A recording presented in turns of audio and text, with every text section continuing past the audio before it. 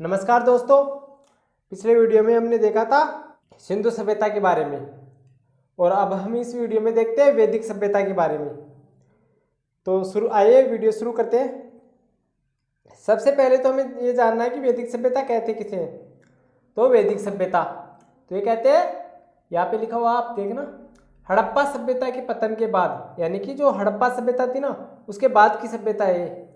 हड़प्पा सभ्यता के पतन के बाद भारत में आर्यों द्वारा स्थापित यानी कि हड़प्पा सभ्यता के बाद भारत में आर्यों द्वारा स्थापित सभ्यता या संस्कृति को ही वैदिक सभ्यता कहते हैं।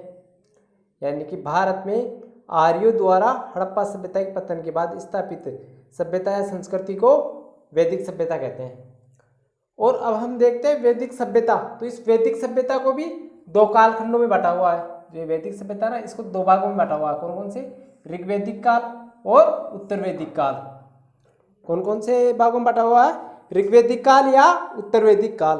और या फिर इसको यह भी बोल सकते हैं, ऋग्वैदिक काल को पूर्व वैदिक काल, इसे पूर्व वैदिक काल भी बोल सकते हैं ऋग्वैदिक काल को। अब हम देखते हैं इनका काल, यानी कि इनका समय देखते हैं ऋग्वैदिक काल का। तो सबसे पहले हम देखते हैं ऋग्वैदिक काल का। ये है 1500 ईसा पूर्व से 1000 ईसा पूर्व तक की। यानी जो ऋग्वैदिक काल है ना, ये कब से कब तक का है? यह है 1500 ईसा पूर्व से 1000 ईसा पूर्व तक। 1000 ईसा पूर्व तक, यानी कि 1000 ईसा पूर्व तक।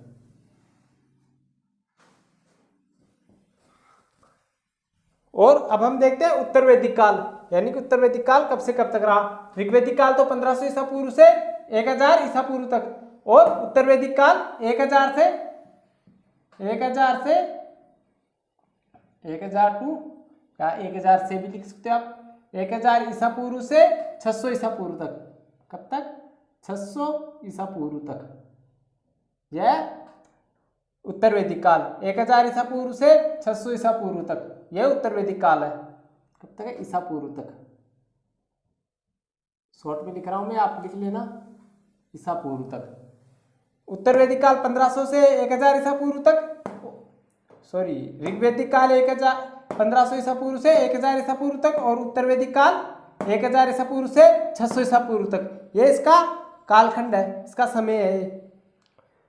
और अब हम देखते हैं ऋग्वैदिक यानी कि वैदिक सभ्यता के बारे में आगे। तो वैदिक सभ्यता का विस्तार देखते हैं ना। तो वैदिक सभ्यता, जो ये वैदिक सभ्यता है ना, ये सिंधु प्रदेश में थी। यानी कि जो भारत में आर्य है ना, ये कहाँ से आए थे? तो भारत में आर्य मूल मध्य एशिया के माने जाते हैं। तो यहाँ पे एक देश पड़ता है मध्य एशिया, तो ये मध्य एशिया के माने जाते हैं। मध्य एशिया से ईरान, फिर अफगानिस्तान, तो ये भारत में आए थे। तो भारत में सबसे पहले कौन से देश में आए थे? तो भारत में सबसे पहले आए थे जो सिंधु क्षेत्र है ना, सिंधु नदी के आसपास का क्षेत्र, यहाँ पे आके बसे थे सबसे पहले भारत में आर्य। सिंधु सभ्यता के जो ये सिंधु क्षेत्र है ना भारत में, यानी कि जो सिंधु नदी का क्षेत्र है ना और इसकी सहायक नदियां, यहाँ पे भारत में सबसे पहले आर्य आकर बसे थे। मैंने बताया कि आर्य मूल कहाँ के निवासी थे? मध्य एशिया के निवासी थे आर्य मूल। और ये कहाँ पे आए थे भारत में? सबसे पहले आए थे जो ये सिंधु नदी का क्षेत्र है ना, यहाँ पे आकर बसे थे। इस क्षेत्र को क्या कहते हैं? सप्त सिंधु क्षेत्र कहते हैं इसे। यानी कि जो सिंधु और उसकी सहायक नदियां ना, इसे सप्त सिंधु क्षेत्र कहते हैं। और सबसे पहले आर्य यहीं पे आके बसे थे। और इसे किस नाम से जाना जाता था? उस समय इसे ब्रह्मवत कहते हैं। किस नाम से जाना जाता है इसे? ब्रह्मवत। यानी कि इसे कहते हैं ब्रह्मवत। किस नाम से जाना जाता है? ब्रह्मवत। ब्रह्मवत नाम से जाना जाता है इसे। और जो हिमालय की चोटी है ना, इसे किस नाम से जाना जाता है? हिमालय, उस समय हिमालय पर्वत को किस नाम से जाना जाता था? मुंजवत चोटी।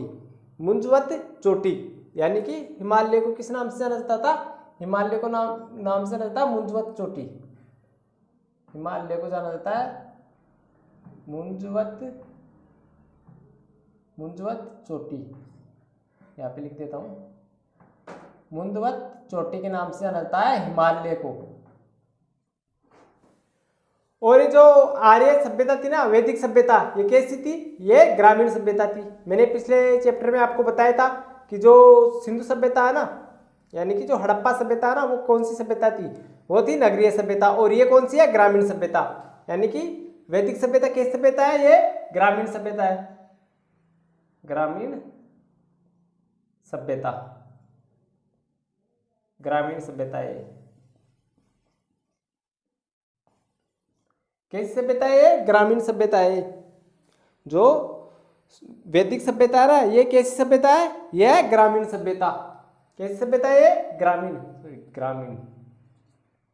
कैसी सभ्यता है? यह है ग्रामीण सभ्यता, ग्रामीण सभ्यता है। वैदिक सभ्यता कैसी है? ग्रामीण सभ्यता है। और जो हड़प्पा सभ्यता थी वो नगरीय सभ्यता थी, और ये ग्रामीण सभ्यता है। और यहाँ का जो प्रिय पशु कौन सा है? घोड़ा है यहाँ का प्रिय पशु। यहाँ का प्रिय पशु है, प्रिय पशु, प्रिय पशु, प्रिय पशु यहाँ पे लिखा हुआ है। वैसे आर्यों का प्रिय पशु कौन सा है? घोड़ा है। आर्यों का प्रिय पशु घोड़ा है। कौन सा है आर्यों का प्रिय पशु? घोड़ा है। और आर्य शब्द का अर्थ क्या है? यानी कि जो आर्य शब्द है ना, इसका अर्थ क्या है? तो आर्य शब्द का अर्थ है, जो आर्य शब्द है ना, इसका अर्थ है श्रेष्ठ, कुलीन या उच्च वर्ग। आर्य शब्द का जो अर्थ है वैदिक सभ्यता ना, किस संबंधित है? आर्य। वैदिक सभ्यता के जो लोग थे उन्हें क्या कहते हैं? हम आर्य कहते हैं। और आर्य शब्द का अर्थ है श्रेष्ठ या उच्च वर्ग, यानी कि जो श्रेष्ठ या उच्च वर्ग है ना, उसे कहते हैं हम आर्य शब्द, आर्य कहते हैं उसे हम। तो मैंने बताया कि यहाँ का जो ग्रामीण सभ्यता थी ये प्रिय पशु घोड़ा था, और आर्य का अर्थ बताया। और जो आर्य सबसे पहले बसे थे आकर यहाँ पे, जो मुंजोत चोटी है ना, ब्रह्मोत्तर क्षेत्र, ये सिंधु और यहाँ की जो उसकी सहायक नदियाँ है ना, इस क्षेत्र को पहले सप्त सिंधुओं के नाम से जाना जाता था। और यहाँ पर आके सर्वप्रथम आर्य यहाँ पे बसे थे, और फिर धीरे धीरे भारत में इनका विस्तार होता गया आगे की तरफ। तो ये हमारे आर्य का चित्र है। और इसके अलावा यहाँ पे लिखा हुआ है जो आर्य की प्रमुख राजनीतिक संस्थाएं, ये जो लिखा हुआ है ना यहाँ पे, आर्यों की प्रमुख राजनीतिक संस्थाएं, तो इनमें 3 संस्थाएं ध्यान रखना है, सभा, समिति और विदर्भ, जिसमें से आपको 2 सभ्यता सबसे महत्वपूर्ण है आपकी। कौन कौन सी? तो यह सभा, सभा और समिति, ये 2 सभ्यता सबसे महत्वपूर्ण है। यानी कि सभा और समिति, ये 2 सभ्यता है तो आपको याद रखना है। यानी कि सभा और समिति तो आपको याद रखना। सभा क्या है? समाज के जो विशिष्ट लोग थे ना, उनकी सभा थी ये। इसमें स्त्रियां भी शामिल होती थी सभा में। जो सभा थी ना, ये जो सभा, जो समाज के आम लोग थे, आम लोगों के लिए नहीं थी ये, समाज के जो विशिष्ट लोग थे ना, उनके लिए थी, यानी कि उच्च वर्ग के लिए थी सभा। और समिति आम लोगों की संस्था थी। याद हो जाएगा आपको, समिति आम लोगों की संस्था थी और सभा उच्च वर्ग के लोगों की संस्था थी। इसके अलावा विदर्भ के बारे में इतना क्वेश्चन नहीं आता है। तो ये 2 तो आपको याद रखना, सभा और समिति। इन्हें प्रजापति की 2 पुत्रियां भी कहा जाता है। प्रजापति की पुत्रियां किन्हें कहा जाता है? सभा और समिति को। यह आपको ध्यान में रखना, क्योंकि क्वेश्चन अक्सर एग्जामों में ये क्वेश्चन देखने को मिल जाता है कि सभा और समितियां हैं। तो ये 2 समितियां वैदिक काल की, वैदिक काल से संबंधित है। मैं आपको वैदिक सभ्यता पढ़ा रहा हूँ और ये वैदिक काल से संबंधित है, सभा और समिति। तो ये आपको ध्यान में रखना है। इसके अलावा आपको विदुषी महिलाओं के नाम भी याद रखना है। जो वैदिक काल में, ऋग्वैदिक काल में उल्लेख है ना विदुषी महिलाओं का, यानी कि जो 4 विदुषी महिलाएं हैं उनका ऋग्वैदिक काल में भी वर्णन किया गया है। कौन कौन सी थी वे? अपाला, घोषा, विश्ववारा और सिक्ता। विदुषी महिलाएं कौन कौन सी थी? मैं यहाँ पे लिख देता हूँ। विदुषी महिलाएं, जो विदुषी महिलाएं थी ना, वो कौन कौन सी थी? तो वो थी अपाला, अपाला, दूसरी थी सिक्ता, अपाला, सिक्ता, अपाला, सिक्ता, विश्ववारा, विश्ववारा, विश्ववारा और कौन कौन सी थी? अपाला, सिक्ता, विश्ववारा और एक थी घोषा। यानी कि ये 4 महिलाएं हैं, ये 4 विदुषी महिलाएं हैं। अपाला, सिक्ता, विश्ववारा और घोषा, ये 4 विदुषी महिलाएं हैं। इनका नाम आपको ध्यान में रखना। ये कई बार एग्जामों में देखने को मिल जाता है। और ये विश्ववारा कुछ किताबों में से विश्व तारा भी दिखा रखा है, विश्व तारा या विश्ववारा, क्योंकि एनसीईआरटी में आपको विश्व वारा देखने को मिलेगा और कुछ किताबों में विश्व तारा भी देखने को मिलेगा। ये तो एक क्या थी, विदुषी महिलाएं, वैदिकालिक विदुषी महिलाएं। यहाँ पे लिख देता हूँ विदुषी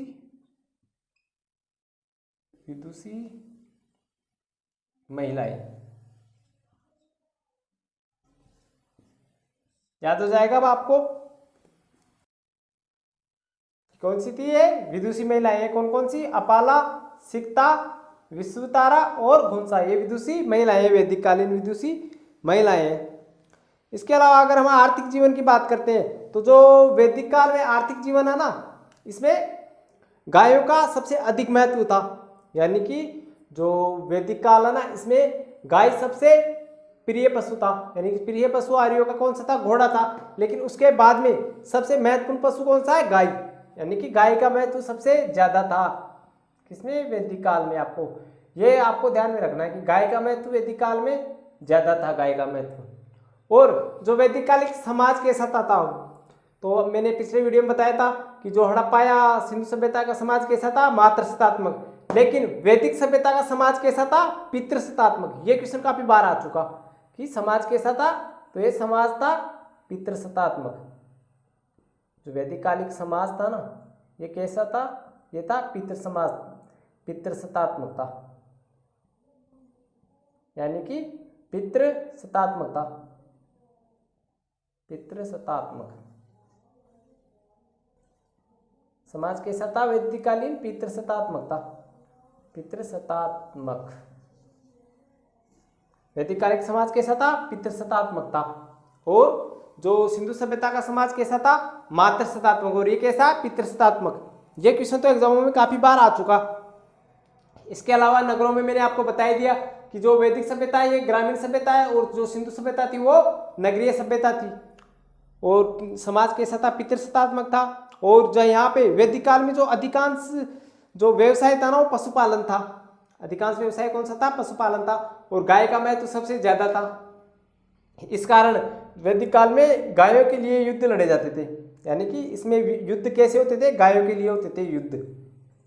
अब आपको ये इस वक्त तो आपको ऐसे लग रहा है कि गायों के लिए भी कोई युद्ध होते होंगे क्या, लेकिन उस समय गाय का महत्व सबसे ज्यादा था। यानी कि वर्तमान में हमारे जैसे सबसे महंगा और सबसे महंगी महंगी चीजें क्या होती है, जैसे गाड़ियां होती है सबसे महंगी महंगी, उनका महत्व सबसे ज्यादा होता है। तो उस समय सबसे महंगी चीज कौन सी थी, गाय थी। और सबसे ज्यादा महत्व गाय का ही था उस समय। ये आर्यों के लिए सबसे इंपॉर्टेंट चीज थी। इस कारण इनके लिए युद्ध होता रहता था। युद्ध किसके लिए होता था, गायों के लिए होता था। इस कारण गाय का महत्व सबसे ज्यादा था। ऋग्वैदिक काल में गाय का महत्व सबसे ज्यादा था। और उस समय स्त्रियों की स्थिति भी काफी अच्छी थी, वह राजनीतिक शिक्षा भी ले सकती थी। यानी जो वैदिक कालिक समाज ना, उसमें स्त्रियां राजनीतिक जो शिक्षा थी ना, उनका भी उनमें भाग लेती थी राजनीतिक शिक्षा में। उनमें विदेशी महिलाएं मैंने बताया कि अपाला, घोंसा, विश्वतारा, सिक्ता, ये महत्वपूर्ण विदुषी महिलाएं हैं। इसके अलावा समाज में बाल विवाह और सती प्रथा का प्रचलन नहीं था। और महिलाएं विधवा पुनर्विवाह की भी छूट थी महिलाओं का। महिलाएं है ना, उनको विधवा पुनर्विवाह भी कर सकती थी वो। और बाल विवाह और सती प्रथा का प्रचलन नहीं था उस समय। क्या नहीं था, बाल विवाह नहीं था। एक तो यहाँ पे लिख देता हूं, बाल विवाह है, यानी कि बाल विवाह का प्रचलन नहीं था। बाल विवाह का प्रचलन क्या था, नहीं था उस समय। और सती प्रथा का प्रचलन क्या था, यह भी नहीं था। सती प्रथा, जो सती प्रथा है ना, यह भी उस समय नहीं थी। बाल विवाह और सती प्रथा का प्रचलन नहीं था उस समय वैदिक काल में। इसके अलावा राजनीति में मैंने बता ही दिया आपको कि यहाँ पे जो राजनीतिक में महिलाएं भी भाग लेती थी। और इसका काल मैंने बताया आपको, इसका काल कहाँ से कहाँ तक था। इसके अलावा अगर धार्मिक जीवन की बात करते हैं तो समाज मैंने बताया कि पितृ प्रधान था। और समाज में देवताओं को अधिक पूजनीय माना जाता था। यानी कि सिंधु सभ्यता में देवियों को अधिक पूजनीय माना जाता था, लेकिन वैदिक काल में देवताओं को अधिक पूजनीय माना जाता है। क्योंकि जो वैदिक कालीन समाज ना, ये पितृ प्रधान था। इससे मैं अनुमान लगाते हैं पितृ प्रधान था। इसमें देवताओं की अगर हम बात करते हैं, क्योंकि इस समाज में काफी देवता पूजनीय थे, जिनमें इंद्र, अग्नि, वरुण, मित्र और सूर्य, ये देवता काफी महत्वपूर्ण देवता माने जाते हैं वैदिक काल के। ऋग्वैदिक समाज में हम बात करते हैं तो सर्वप्रथम सबसे महत्वपूर्ण देवता कौन सा था? इंद्र। यानी कि ऋग्वैदिक काल का सबसे महत्वपूर्ण देवता कौन सा था? तो वो था इंद्र। अगर पूछे कि सबसे महत्वपूर्ण देवता कौन सा था तो वह था इंद्र था। इंद्रदेव सबसे महत्वपूर्ण देवता थे ऋग्वैदिक काल के। और जिसे हम क्या कहते हैं, जिसे पुरंदर कहा जाता था, जिसे अर्थात दुर्गों का स्वामी या दुर्गों को नष्ट करने वाला पुरंदर कहा जाता था। किसे? इंद्र देवता को। इसके अलावा हम बात करते हैं तो वरुण हो गया, अग्नि हो गया, ये सब क्या थे? वहाँ के महत्वपूर्ण देवता थे उस समय। और समाज की बात करते हैं, समाज कितने भागों में बटा हुआ था? तो समाज की सबसे छोटी इकाई कौन सी थी और सबसे बड़ी इकाई कौन सी थी? तो परिवार की सबसे छोटी इकाई कौन सी थी? तो परिवार की सबसे प्रारंभिक या छोटी इकाई कौन सी थी? ये देखते हैं हम। सबसे छोटी इकाई थी समाज की कुल। यानी कि सबसे छोटी इकाई कौन सी थी समाज की? तो वो थी कुल थी समाज की सबसे छोटी इकाई। सबसे छोटी मैं यहाँ पे लिख देता हूँ, आपको दिख रहा होगा आपको, तो मैं लिख देता हूँ यहाँ पे, आपको दिख नहीं रहा होगा, मैं इसे बता देता हूँ आपको, आप लिख लेना। समाज की सबसे छोटी इकाई थी कुल, फिर आती है ग्राम, फिर आती है जन, फिर आती है और राष्ट्र। कौन कौन सी? कुल, सबसे पहले आएगी कुल, फिर आएगी ग्राम, फिर आएगी जन, फिर आएगी राष्ट्र। ये समाज की महत्वपूर्ण इकाइयाँ हैं। सबसे छोटी ये कौन सी है? कुल। और सबसे बड़ी राष्ट्र। ये समाज की महत्वपूर्ण इकाई थी।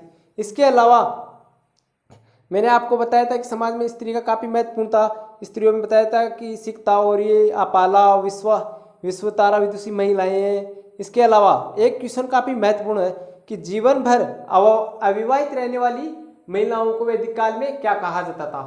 यह क्वेश्चन काफ़ी बार एग्जाम में आ चुका। तो उन्हें कहा जाता था अमाजू, या ऐसे भी आ सकता है कि अमाजू किसे कहते हैं? अमाजू, यहाँ पे मैं लिख देता हूँ अमाजू, यानी कि अमाजू। अमाजू किसे कहते हैं? तो अमाजू कहते हैं जीवन भर विधवा रहने वाली महिलाओं को।